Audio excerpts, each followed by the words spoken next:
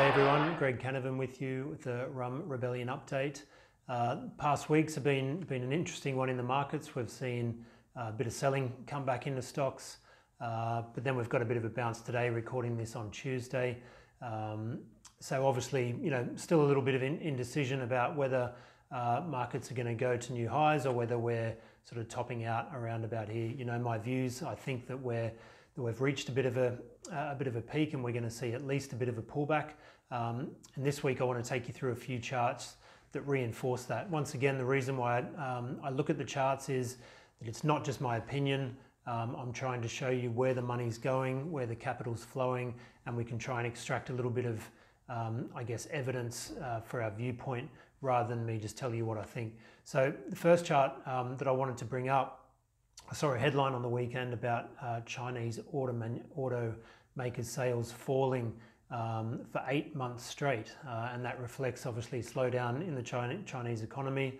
And then there was a stat that I saw with US automakers that auto sales in the US had fallen 2.4% for the month of February, and key sales in the SUV market had fallen for the first time in some time as well. Auto sales are quite important, obviously, because they're a major part of the manufacturing process, but they also give you a bit of an indication of how the economy is traveling. So the fact that we're seeing a bit of weakness in the world's two largest economies in auto sales reinforces my view that we're probably at the peak or just on the other side of the peak of the business cycle. So the first chart I wanted to show you this week is the US auto manufacturing index. So I'll bring it up here. This is the Dow Jones US Automobile Index. And as you can see, this index peaked back in January 2018. And as you remember, that was one of the main peaks of the main indices in the market. Since then, it's been steadily trending lower. And even though you've seen a broader rally in the markets over the past couple of months, this key index hasn't really managed to turn around that downtrend and move into an upward trend. So for me, that's a bit of a warning sign that the US economy, while it is still quite strong on the surface and you're seeing quite good numbers on the employment side of things, the fact that auto sales and the auto manufacturers are pointing or are continuing in a downtrend indicates that the US economy is still quite soft. Moving on from that, I want to have a quick look at a bit of Dow Theory. We haven't looked at this before. Dow Theory is really, an old theory that uses the Dow Jones Industrials Index and the Dow Jones Transportation Index to try to get an idea of how the US economy is traveling. The idea is that the industrials are an indication of the amount of production going on in the US economy, and the Transportation Index gives you a sense of how that production is being moved around via the transports. So let's have a look at the industrials first. As you can see, big sell-off at the end of last year, big rebound at the start of this year, and that's pulled back a little bit, but still, the market's looking reasonable at the moment. If it can hold up there over the next couple of months, there is a chance that it could move to new highs later on in the year. But if I look now at the transportation average, the bounce back there, while that has been reasonable, obviously from the start of 2019, it's not looking as strong as the industrials index. And I'll just go back to the industrials. You can see that there, quite a strong rebound, move back into the range that the index has traded in for the better part of 14, 15 months. And then if we go back to the transportation average, you can see that bounces a lot weaker. And that index is not looking quite strong. Also, you can see from the moving averages there, the blue line remains below the red moving average. So that's the 50-day moving average remaining below the 100-day. And on the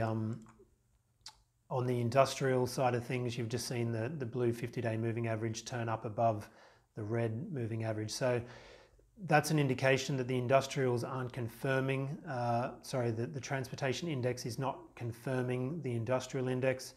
And when it comes to Dow Theory, that's a bit of a warning sign to say, well, hang on, maybe the market isn't as strong as the industrials indicate.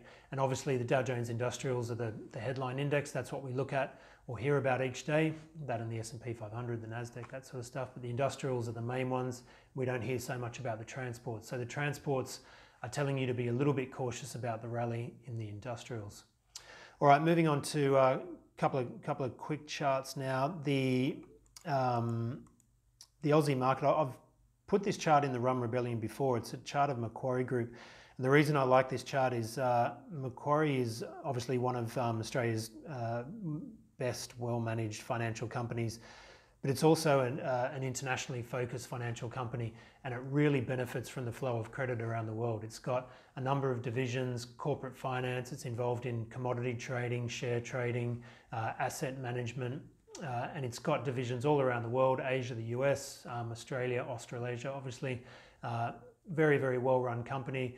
When the global economy is doing well, it's doing very well. Now, if you look at this chart, it reached a peak along with our market in around August, September last year. Big sell-off and a big rebound back to the highs. Now, I highlighted this a couple of weeks ago in Rum Rebellion to say, look, this is a stock to keep an eye on because it's rallied right back to its previous high. And as you can see there, it popped above that high for one day and then turned back down. So obviously a lot of selling resistance is coming back in. And then last week you saw a bit of a sharp sell-off in Macquarie. So this is a stock that I'd keep an eye on in terms of a barometer for the Aussie market, but also a barometer for the global credit cycle.